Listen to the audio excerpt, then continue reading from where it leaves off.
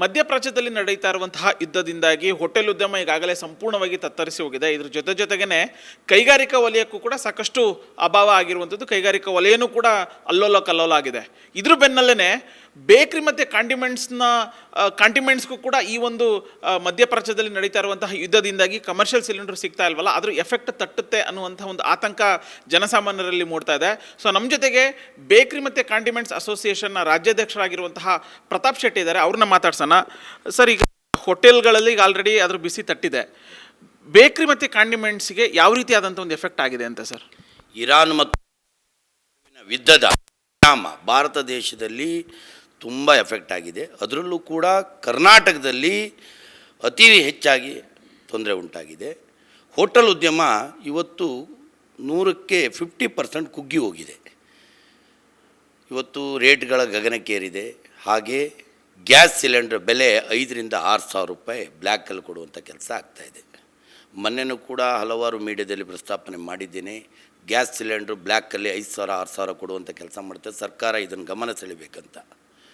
ಹಾಗೆ ಹೋಟೆಲ್ ಮಾಲೀಕರು ನಾವೆಲ್ಲರೂ ಸೇರಿ ದಿನನಿತ್ಯ ಚರ್ಚೆ ಮಾಡ್ತಾಯಿದ್ದೀವಿ. ಸದ್ಯದಲ್ಲಿ ದೊಡ್ಡ ಮಟ್ಟದ ಪ್ರತಿಭಟನೆ ಕೂಡ ಕೈಗೊಳ್ಳೋಣ ಅಂತ ಕೆಲಸ ಮಾಡ್ತಾಯಿದ್ದೀವಿ. ಮತ್ತು ಸಣ್ಣ ಉದ್ಯಮದಾರರು ಯಾರಿದ್ದಾರೆ, ಬೇಕ್ರಿ ಮತ್ತು ಕಾಂಡಿಮೆಂಟ್ಸು ಸಣ್ಣ ಉದ್ಯಮದಾರರು, ಅವರು ಒಂದು ಸಿಲಿಂಡ್ರನ್ನೇ 10ರಿಂದ 12 ದಿನ ಬಳಸ್ತಾಯಿದ್ರು. ಇವತ್ತು ಆ 10ರಿಂದ 12 ದಿನ ಗಡುವು ದಾಟಿ ಹೋಗಿದೆ.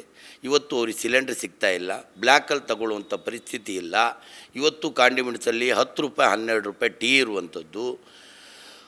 ಆಮೇಲೆ ಸಿಗರೇಟ್ ಗಗನಕ್ಕೇರಿದೆ. ಸಿಗರೇಟ್ ಬೆಲೆ ಹಾಗೂ ತಂಬಾಕಿನ ಬೆಲೆ ಕೂಡ ಗಗನಕ್ಕೇರಿದೆ. ಅವರ ಪರಿಸ್ಥಿತಿ ಅಧೋಗತಿಯಾಗಿದೆ. ಅವರು ಮುಂದಿನ ದಿನದಲ್ಲಿ ನೇಣಾಕೊಳ್ಳುವಂಥ ಪರಿಸ್ಥಿತಿ ಕೂಡ ಬರುತ್ತೆ. ಹಾಗೆ ಹೋಟೆಲ್ ಉದ್ಯಮ ಕೂಡ ಹಾಗೆ ಆಗಿದೆ. ಒಂದು 20% ಹೋಟೆಲ್ ಮುಚ್ಚಿದ್ದಾರೆ, ಬಾಗಿಲಾಕಿದ್ದಾರೆ. 1 ಕೋಟಿ 1.5 ಕೋಟಿ 2 ಕೋಟಿ ಬಂಡವಾಳ ಹಾಕಿ ತನ್ನ ಹೆಂಡತಿ ಮಕ್ಕಳು ಚಿನ್ನ ಅಡ ಇಟ್ಟು ಪ್ರಾಪರ್ಟಿಯ ಪ್ರೊಡ್ಯೂಸ್ ಮಾಡಿ ಬ್ಯಾಂಕ್ ಬಡ್ಡಿಯ ಮೂಲಕ ತಗೊಂಡಿರೋದು ಹಾಗೂ ಪ್ರೈವೇಟ್ ಸಾಲ ಮಾಡಿಕೊಂಡು ಇವತ್ತು ಅವರ ಪರಿಸ್ಥಿತಿ ತುಂಬ ಕಷ್ಟ ಆಗಿದೆ.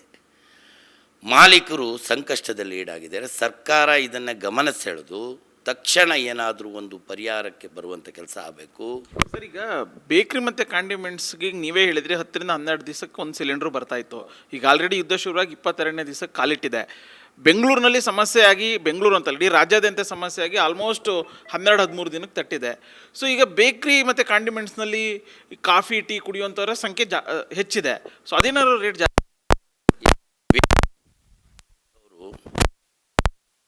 ಆಗ್ತಾ ಇಲ್ಲ. ಯಾಕೆ ಅಂತ ಹೇಳಿದ್ರೆ ಅವರಿಗೆ ಬರುವಂಥ ಗ್ರಾಹಕರು ಸಾಮಾನ್ಯ ವರ್ಗದ,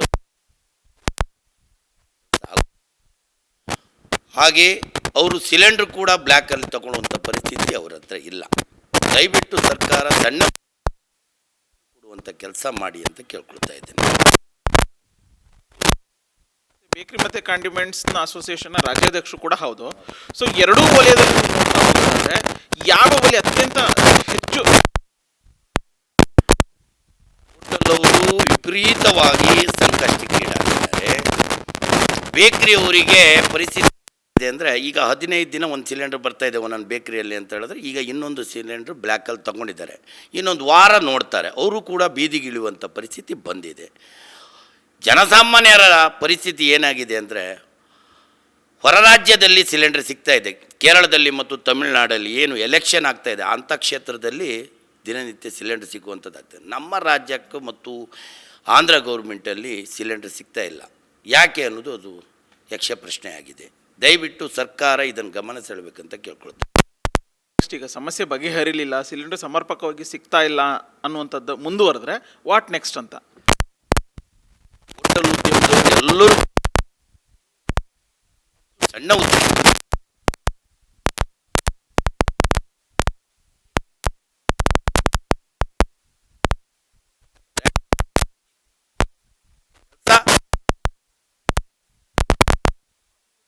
ಸಂಪೂರ್ಣವಾಗಿ ಹೋಟೆಲು ಕಾಂಡಿಮೆಂಟ್ಸ್ ಬೇಕ್ರಿ ಎಲ್ಲವೂ ಕೂಡ ಕ್ಲೋಸ್ ಇರುತ್ತಾ ಅಥವಾ ಓಪನ್ ಇರುತ್ತಾ?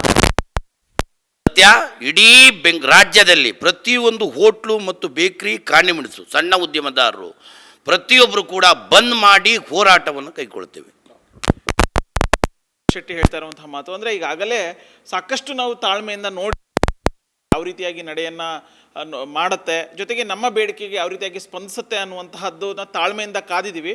ಸೊ ಇನ್ನೊಂದು ವಾರ ನಾವು ತಾಳ್ಮೆಯಿಂದ ನೋಡ್ತೀವಿ. ಸೊ ಅಷ್ಟರೊಳಗಡೆ ಈ ಒಂದು ಸಿಲಿಂಡರ್ ಸಮಸ್ಯೆಯನ್ನು ರಾಜ್ಯ ಸರ್ಕಾರ ಬಗೆಹರಿಸಲಿಲ್ಲ ಅಂತಂದರೆ ಇಡೀ ರಾಜ್ಯಾದ್ಯಂತ ಹೋಟೆಲ್ಲು, ಬೇಕರಿ, ಕಾಂಡಿಮೆಂಟ್ಸ್ ಇವೆಲ್ಲವನ್ನು ಕೂಡ ಬಂದ್ ಮಾಡಿ ನಾವು ಬೀದಿಗಿಳಿದು ಹೋರಾಟವನ್ನು ಮಾಡೋದ್ರ ಮೂಲಕ ಮತ್ತೊಮ್ಮೆ ಎಚ್ಚರಿಕೆಯನ್ನು ಕೊಡುವಂಥ ಕೆಲಸವನ್ನು ಮಾಡ್ತೀವಿ. ಸೊ ಆ ಹಂತಕ್ಕೆ ಸರ್ಕಾರ ಹೋಗಲಿಕ್ಕೆ ಬಿಡಬಾರ್ದು ಅನ್ನುವಂತಹ ಒಂದು ಮನವಿಯನ್ನು ಕೂಡ ಮಾಡ್ತಿದ್ದಾರೆ. ಕ್ಯಾಮ್ರಾ ಪರ್ಸನ್ ರವೀಂದ್ರ ಜೊತೆ ಉಲ್ಲಾಸ ಸ್ಕಿರ್ವಾಸೆ, ಗ್ಯಾರಂಟಿ ನ್ಯೂಸ್, ಬೆಂಗಳೂರು.